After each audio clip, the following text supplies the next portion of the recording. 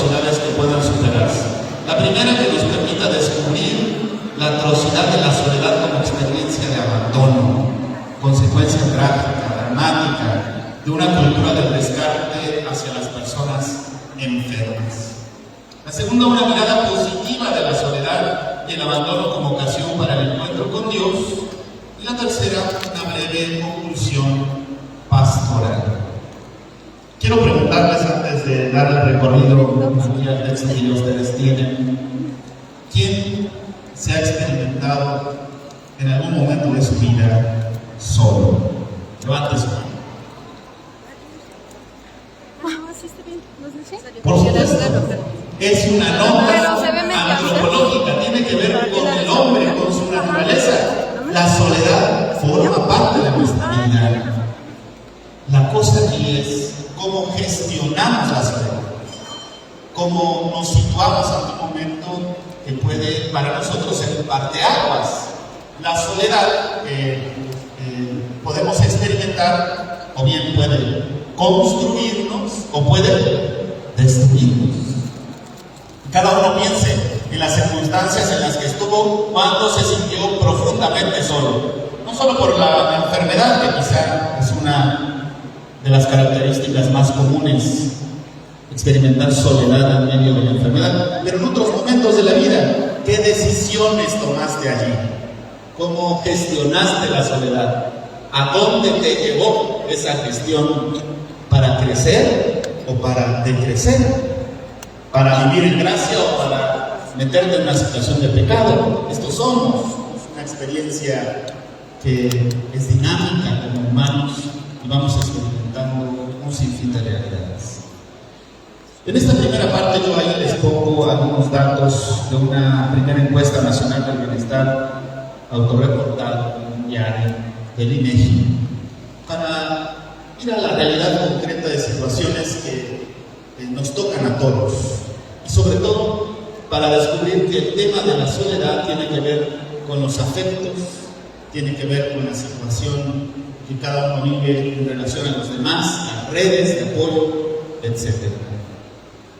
La cultura del descarte que el Papa Francisco ha evidenciado constantemente como una tragedia que está presente en nuestra cultura contemporánea toca a todos los hombres. Lo decía muy bien el día de ayer el Padre Alberto. ¿Se acuerdan del Padre Alberto? Ayer hablaba de esta cultura del descarte. Coloca a unos considerados como menos importantes fuera de la lupa de quienes tienen otros intereses y están más al pendiente del desarrollo, del consumo, de la producción en masa, del bienestar, de la vida ligera. Fíjense que es interesante este aspecto del bienestar. En nuestra cultura esta palabra resuena mucho y aunque parece algo sumamente bueno, puede esconder ciertos egoísmos, ciertos riesgos que centran a la persona en un estado de bienestar que no mira a los demás, procura solo el bien propio y a veces a costa del bien común. Esto es un riesgo. Antes de continuar, les expongo esta encuesta que ya les anunciaba, hablando sobre todo de lo valiosos que son las redes. Dice esta encuesta, ustedes tienen ahí en su librito incluso las gráficas que pongo también de allí. Alrededor del 30.8% de la población adulta estima no contar con una red de apoyo en caso de necesidad o de urgencia. Esto no es excluyente del hecho de que el 95.6% de la población declara tener a quien brindar afecto, mientras el 96.5% lo recibe de alguien. Los afectos no necesariamente se dan y se reciben de quien pueda o esté en condiciones de ayudar en una coyuntura desfavorable. Los porcentajes de afectos son más altos entre mujeres que entre los hombres. Miren, esto es importante porque a nivel nacional, del total de los encuestados, resulta muy relevante que cuentan en general con redes de apoyo. Y una de esas redes, que pueden leer directamente ustedes en la encuesta que está publicada en internet, esa una de esas redes que es importante es la iglesia. Si no se generan redes, este tipo de encuentros son eventos muy bonitos donde podemos nosotros decir que bailamos mucho, compartimos mucho, conocimos a muchas personas nuevas, estuvimos en la casita de nuestra Madre Santísima, pero puede quedar aislada esta experiencia. Y ese es un riesgo. Es necesario que se favorezcan redes. A nivel nacional, según lo refiere la misma encuesta, el cohabitar con enfermos crónicos y en particular cuidar o atender en casa a quienes no pueden valerse por sí mismos, también sitúan a las poblaciones adultas en situaciones por debajo de los promedios anímicos y de satisfacción. El 43.9% de la población cohabita con personas que padecen enfermedades crónicas, mientras el 36.6% de la población adulta dedica cuidados a cohabitantes incapaces de valerse por sí mismos. El porcentaje de personas dedicadas a estos cuidados se involucra en un 42% a las mujeres. ¿Quiénes son las que cuidan a los enfermos en general? Las mujeres. Esto es muy interesante, o sea, la encuesta lo hace evidente, lo que ya sabemos. Casi en todas las áreas, las que en su mayoría participan, cuidan, promueven, se preocupan, son... A ver, aquí levanten la mano las mujeres. Nos damos cuenta del valor y del peso de la encuesta. Y los hombres, levanten la mano. Bendito sea de las mujeres. En este contexto, los enfermos, por desgracia, sufren con dolor y aún con más pesar las consecuencias de esta vorágine consumista que guarda más fines económicos que los específicamente humanitarios tan necesarios. En los hospitales públicos, los enfermos son mantenidos el menor tiempo posible, porque significan mayor gasto y en casa son considerados a veces una carga pesada. Tuve hace un poco más de un mes a mi mamá en cardiología, en el hospital del Seguro Social, y gracias a Dios duró una semana, porque estar en un hospital es una cosa difícil, ¿no? Pero veíamos el trato de los enfermeros, incluso del médico responsable. Era un número, mi mamá, en todos los enfermos, un número, una cama, y había que moverse rápido porque se estaban gastando los recursos. No estaban interesados en la persona, estaban interesados en cumplir con lo que les toca, porque tienen como esa otras 100 camas más. Es difícil, es complejo, es una realidad que es dramática. Aquí el drama de la soledad es un síntoma claro de que nuestra sociedad, llena de oportunidades, de luces, de aparadores de innovación y más aún de grandes redes sociales en el así llamado continente digital, sufre una crisis de cercanía y de calor humano. ¿Quién tiene Face de aquí? Levante la mano. Eso, maravilloso, ¿no? ¿Cuántas horas le dedican a esa pantallita del Face? Ya, con eso me dijeron todo. Parece que estamos cerca de los demás, pero falta calor humano. Bueno, pueden tener el calor de su teléfono, que tanto está prendido se calienta, pero no es el calor humano. Somos muy sociales en lo virtual, pero islas desoladas en lo personal. Aléjate, no te acerques. Busco espacios de soledad. En este contexto, nuestros jóvenes, proclives a hacerse virales en las redes sociales, se olvidan de estar presentes para quienes les cuidan y les aman: sus padres, sus abuelos, sus familiares. Los que viven con un enfermo crónico, con un enfermo que necesita cuidado 24/7, y hay jóvenes en esa casa, ya me contarán cómo lidian con esos jóvenes, para decirles: oye, quédate un ratito con tu tío, con tu tía, con tu abuelito, con tu abuelita. Ay, mamá, yo porque nos distanciamos, y los jóvenes se hacen insensibles, nos hacemos insensibles.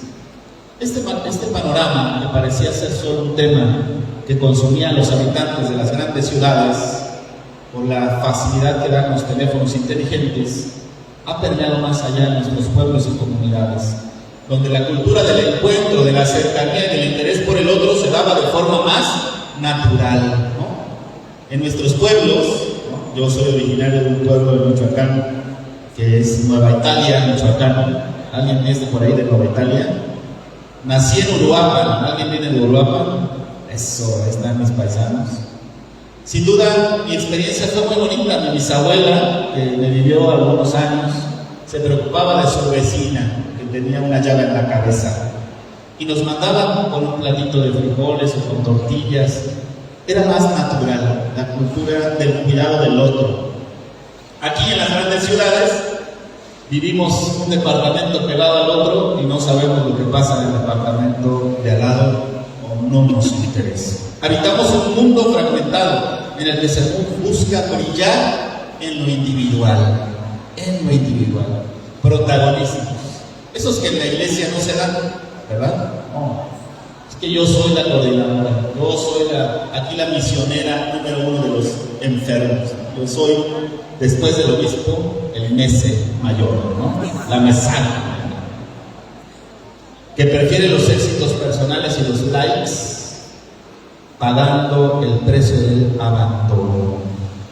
Y justo cuando uno busca brillar, necesariamente en esta perspectiva está opacando a otros. Y opacar a otros y no permitir que otros brillen es condenarlos al abandono. Fíjense, estoy hablando del abandono en general. El abandono a los enfermos es mucho más dramático todavía. Tener en cuenta esto, hoy, más que en otro tiempo, considero, resulta fundamental a la hora de mirar a nuestros enfermos que están en casa o en los hospitales, pues la crisis que nuestros enfermos viven en soledad se agravará si nuestra cultura no busca la cercanía del encuentro caluroso, cercano, compasivo hacia los débiles. Esto lo citó el padre Alberto, pero allí en el número 52 del Evangelii Gaudium, el Papa Francisco lo refiere. Justo esta fue una motivación muy clara de Madre Teresa que acabamos de celebrar, ¿no? Ver a los enfermos en el abandono y entonces estar allí dispuesta a ellos. Otro dato relevante que nos proporciona el INEGI está referido a la enfermedad de la depresión. ¿Alguno ha vivido un momento de depresión en la vida? Sí, todos, porque somos humanos, ¿no? Ninguno puede decir, no, yo tengo una afectividad al máximo todos los días, amanezco amándome y nadie puede amarme más que yo. No, hay días en que estamos un poco más apachurrados, no queremos ni vernos al espejo, en fin. Las proporciones de población con síntomas de depresión ascienden a 15.4. Sin embargo, entre las mujeres la proporción es un tanto más alta, alcanzando el 19.5, con síntomas depresivos. En la gráfica 19, que es la que tienen ahí, se muestra que a nivel de entidades federativas, los porcentajes más altos de síntomas de depresión los presentan las poblaciones adultas de, y levanten la mano, Guerrero, Tabasco, Durango.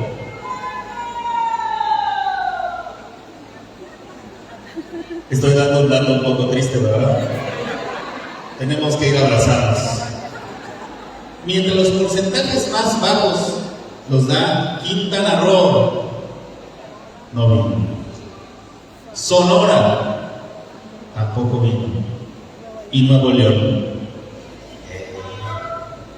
Esto obviamente responde pues a una encuesta persona a persona que tiene varios factores, ¿no? Pero se deja ver el sentir de la población. Ustedes ubíquense, ¿no? Ubíquense, los que somos de aquí en la Ciudad de México, por ahí descubrimos que en general no se vive tanto esta crisis, ¿no? En otros estados donde sí es más alto, pensemos en los niveles de violencia, la inestabilidad social, esa que algunos dicen no existe.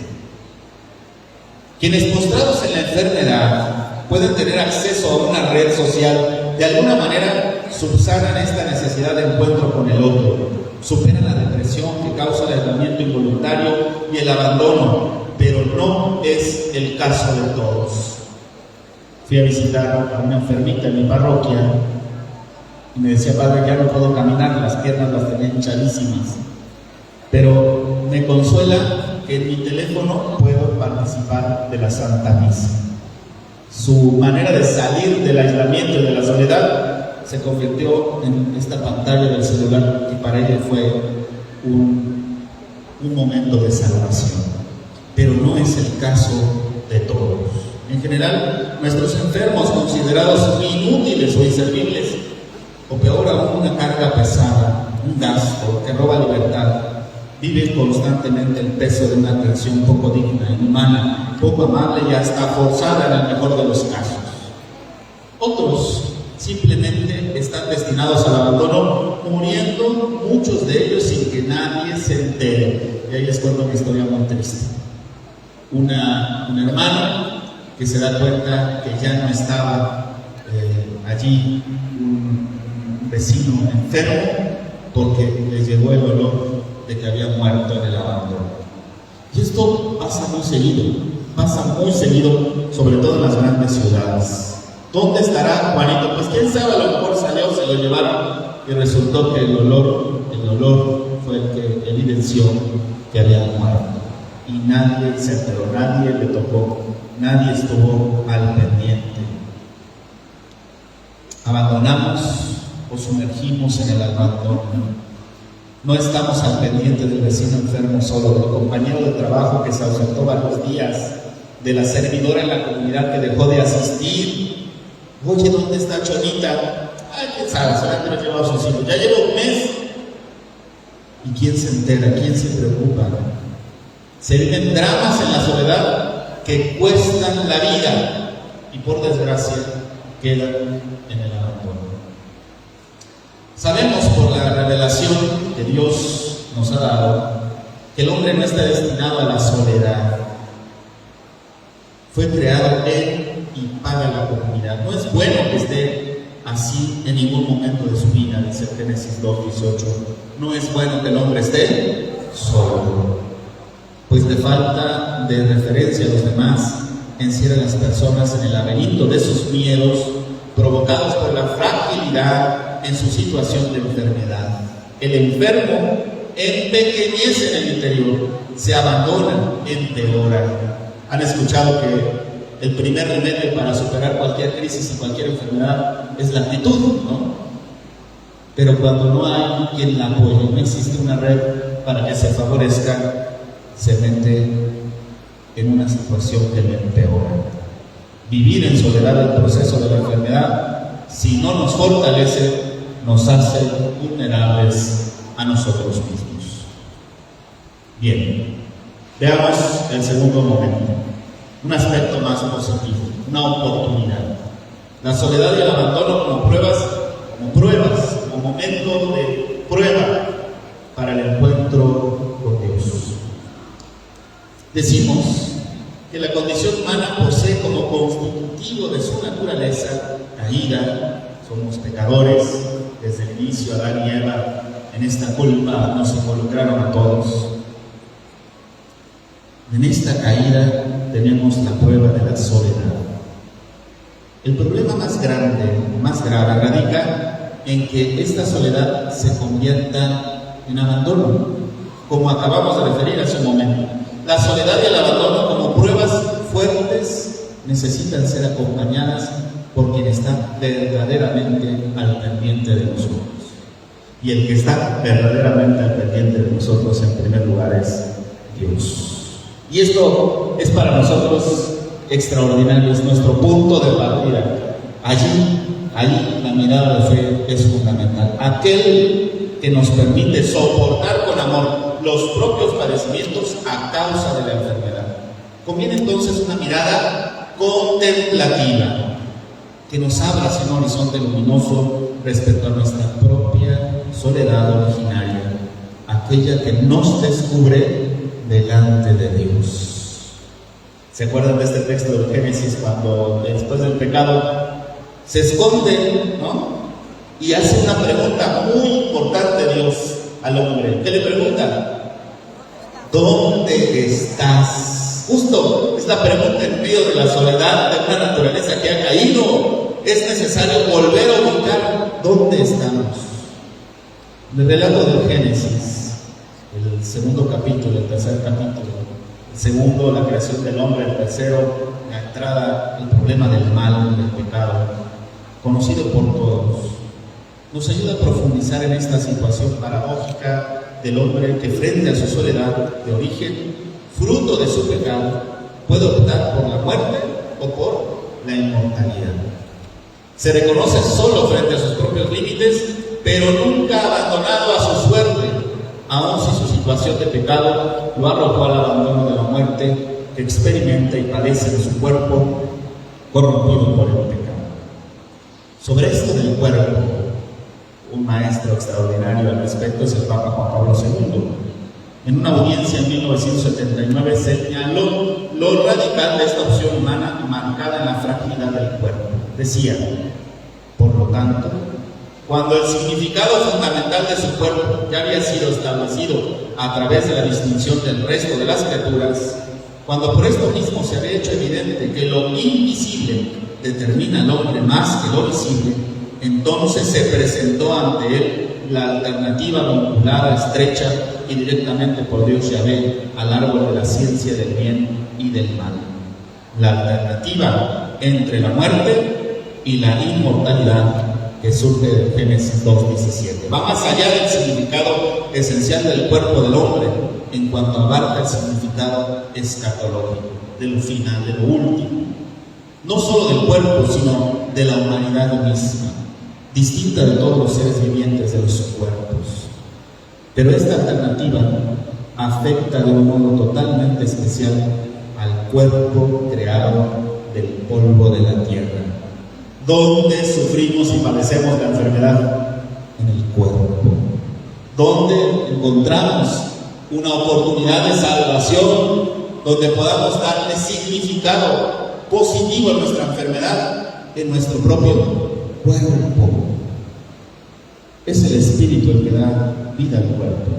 Es nuestro cuerpo mortal destinado a la muerte por la enfermedad el que se presenta con toda su fragilidad solo delante del misterio luminoso de Dios que lo sostiene en la existencia. Ahí está lo que nosotros llamamos providencia. Un Dios que nos sostiene en la existencia en medio del misterio del dolor, del sufrimiento, de la enfermedad. Es desde su cuerpo que vive la cercanía invisible que sostiene su esperanza. En este contexto, la alegría de la resurrección se fundamenta como la opción radical del cristiano que no teme morir en la carne, porque es el Señor el que le dará vida a su cuerpo y a su espíritu. Un cuerpo que existe por una voluntad que lo ama, la voluntad de Dios que lo ha creado para la relación más íntima con Él. Confiamos en el poder de lo invisible, porque sin esta fuerza, el drama de la enfermedad parecería la antítesis de la felicidad humana, la negación absoluta de su realización en nuestra existencia humana, cuando en realidad es la afirmación más saludable como ocasión de nuestra salvación, verdadera salud y auténtica felicidad, la redención en Cristo. Esto que les acabo de decir tiene implicaciones muy profundas para nuestra espiritualidad. No es la enfermedad y el mal y el sufrimiento la antítesis, lo que corrompe la bondad de Dios en nuestro cuerpo y en nuestra historia. Para nosotros como cristianos es oportunidad, ocasión de encuentro, de redención. Si no fuera así, la cruz para nosotros sería solo el signo del gran fracaso de Dios en el mundo y se convirtió en el signo de esperanza más elocuente ante la muerte, el dolor, el sufrimiento. Compartí hace unos días con una buena mujer que conocí por allí, que después de una vida de entrega y de trabajo, vive aquejada por una enfermedad crónica que le impide respirar bien. Tenía mucho miedo. Me hizo una pregunta aún más compleja. Padre, ¿es posible ya en mi situación pensar en la eutanasia? que el drama de la enfermedad nos somete a preguntas fundamentales, ¿no? Padre, y le decía yo, aquí les platico la historia, pero mira, no buscamos acabar con el sufrimiento como si se tratara de solucionar un problema así inmediato, sin más. Hay todo un sentido, una dimensión profunda que hay que vivir y afrontar desde la fe. Le dije, estás a punto de graduarte, cuando Dios quiera, de la universidad de la enfermedad. A esa a la que ninguno queremos quedar inscritos, pero que todos estaremos un día matriculados. Y ni modo. Y si es universidad, entonces crecerás, tendrás oportunidades nuevas para orientar tu enfermedad, tu sufrimiento, tu crisis, tus preocupaciones, desde allí donde Dios te pide abrazar la cruz. Tenemos que saber que un día, si no estamos ya en esta situación de enfermedad, quedaremos inscritos, matriculados en la universidad de la enfermedad y del sufrimiento. Son necesarios, pues, motivos de esperanza. Para terminarlo con lo que llama Papa Francisco, el infierno de la soledad. Esto se lo decía a una cooperativa italiana, decía el Papa: cuando el hombre se siente solo, experimenta el infierno. En cambio, cuando advierte que no está abandonado, puede enfrentar cualquier tipo de dificultad y esfuerzo. Y esto se ve en los momentos difíciles.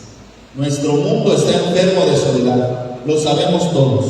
Por eso necesita iniciativas que permitan enfrentar junto con otros lo que la vida impone. Caminando y trabajando juntos, experimentamos el gran milagro de la esperanza. Todo parece posible otra vez. Hacer posible un camino que nos impulse a todos a la compasión, acompañar sumando todos nuestros esfuerzos posibles para que la soledad no se viva en el abandono, es compañía cuerpo a cuerpo, pues la soledad necesita la cercanía de la carne.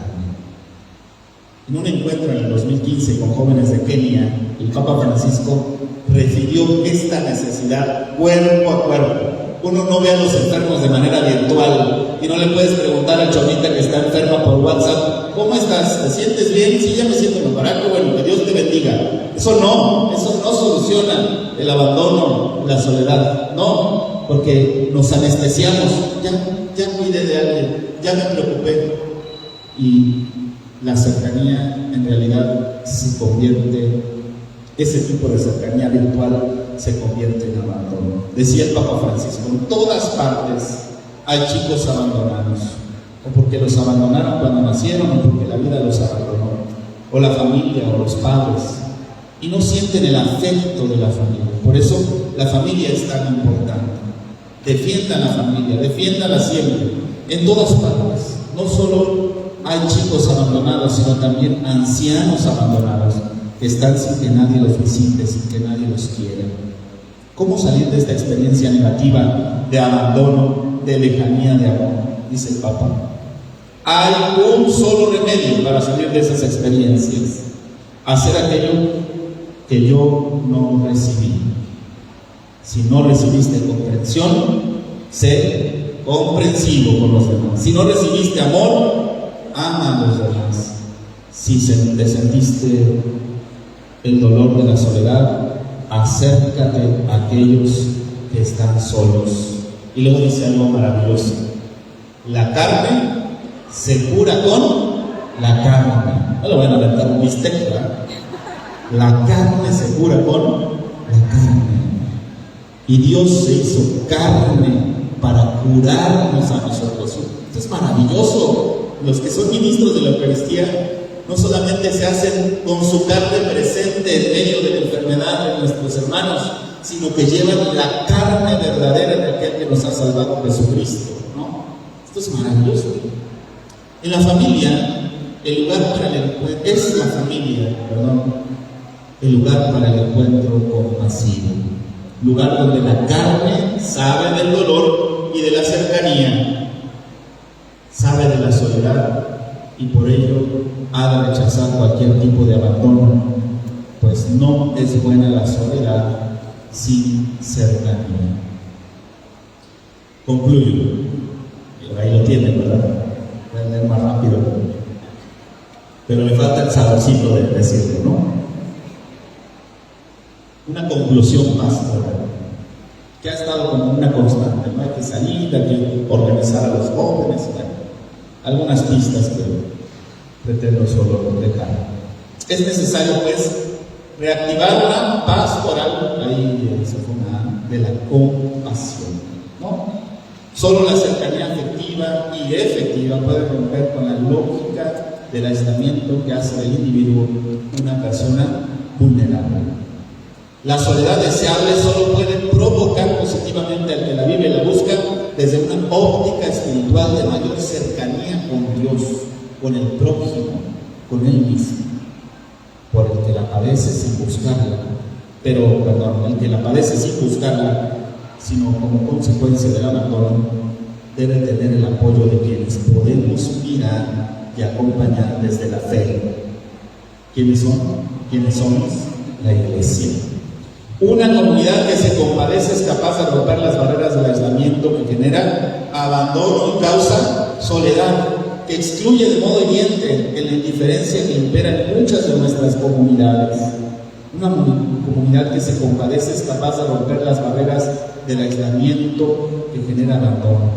Una pastoral de la compasión que nos organice como iglesia para crear estrategias que hagan visibles a los invisibles, especialmente a nuestros enfermos marginados en un cuarto o en un departamento o en un hospital. Llegar a ellos por todos los medios que sean posibles para abrir una ventana que dé aire fresco de compañía, de esa que sana solo por ser cercanía de un corazón humano, cercanía de Dios, en el rostro de un cristiano que se ocupa, que está, que ama, carne del crucificado que sana nuestra carne herida y mortal con las llagas gloriosas de su inmortalidad. Propongo una ruta en con tres verbos: contemplar, aceptar, salir. Contemplar, con una actitud de reconocimiento de los propios límites desde la mirada de la fe, que integre el mundo interior, ¿no? Todo lo que podemos sentir, nuestras ideas, que a veces nos traicionan, donde podemos boicotearnos, sabotearnos a nosotros mismos, y el mundo exterior, el de los miedos, el de la soledad, el abandono con el mundo de la indiferencia, de la fría relación con el enfermo que exige atención y cuidados. En este sentido, esta mirada o visión interna nos pacifica en relación a cómo vivimos nuestras emociones, si de forma intensa y quizás desproporcionada a lo que nos va sucediendo, o por el contrario, desde una moderación más ajustada a lo ocurrido. En segundo lugar, cuando construimos tiempos sin el ruido externo ni los impactos o impulsos interiores que nos destruyen, esos espacios sonoros de soledad nos facilitan la resolución de conflictos y de problemas. Una mirada hacia la soledad deseable que nos permite un camino espiritual comunitario. Sobre esto, ahí pongo la cita, ustedes lo pueden leer, es un artículo bellísimo de un sacerdote jesuita, López Hortelano, que justo tiene un artículo así llamado Soledad, la indeseable y la deseable, observaciones espirituales. Ustedes pueden consultar este artículo. Aceptar, el segundo verbo. No la realidad de la soledad en sí, sino la necesidad de la relación y la fecundidad que exige nuestra naturaleza creada. Pues no es bueno que el hombre esté solo. Si se queda solo, es infecundo. Y estamos llamados a la vida y a la fecundidad, pero conviene estar a solas y desde ahí ser fecundos. No es malo estar a solas, no es malo confrontarnos, no es malo situarnos con serenidad y ver dónde colocamos nuestras emociones y nuestros afectos. Lo que está mal es que esto nos conduzca al abandono y nos haga aparte de los demás, nos aísle marginándonos. Ahí sí hay un problema grave. La novedad de Jesús, dice López Hortelano, el Señor. Reside en recobrar y restablecer los lazos y los vínculos para que nadie se sienta solo, para no caer en ese sentido de orfandad a merced del mal estéril de la soledad indeseable. En definitiva, para que la humanidad descubra al Emmanuel, Dios con nosotros, el paso de la soledad a la comunión. Y termino con el tercer verbo, lo demás ahí lo pueden ver. Salir. Hay que contemplar con serenidad. Luego hay que aceptar también que no es resignarse sin más, no, pues ni modo, ya me tocó, no, un proceso de aceptación sano, saludable, para poder entonces salir, aunque estemos en una cama o en una silla de ruedas o en la cama de un hospital. No, esto no limita el poder salir, sino pregúntele a la patrona de las misiones. Salir al encuentro compasivo como iglesia, sin miedo a tocar las heridas del abandono que laceran la carne de la humanidad. Y pienso en ustedes, en muchos de ustedes, muy queridos ministros de la comunión eucarística, misioneros de compasión, portadores del pan de vida, comunicadores de la gracia que acompaña y alivia, que salva y hace cercana la carne glorificada, alimento de salud que conforta y ama. Pero no solo ellos pueden ser misioneros de la compasión, lo tenemos que ser todos. Misioneros de la compasión que saben escuchar, que comprenden, que tocan y que aman. Como nos contaba ayer la hermana, ¿no? Juan Diego, misionero de la misericordia. Siendo iglesia samaritana para quien necesita ser rescatado del abandono.